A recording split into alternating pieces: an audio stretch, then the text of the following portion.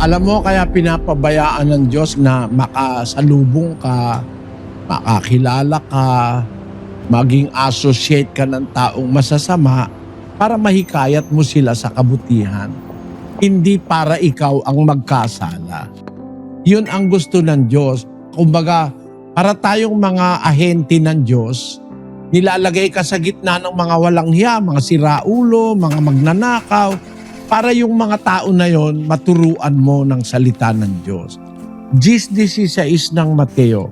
Narito, sinusugo ko kayong gaya ng mga tupa sa gitna ng mga lobo.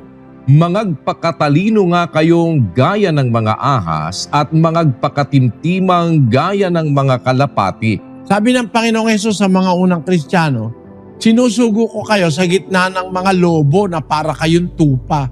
Ang tupa kasi maamo, hindi nangangagat, hindi carnivorous, pero sa lobo may rabies.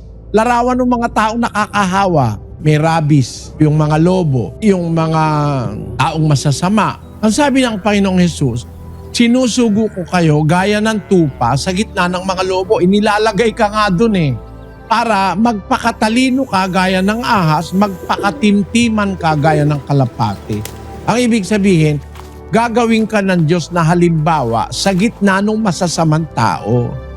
Filipos 2:15.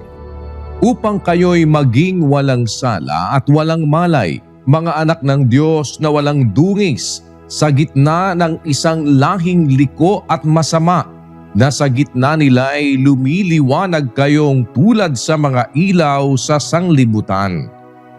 Thank you for watching. Don't forget to RLS, react, like, and share.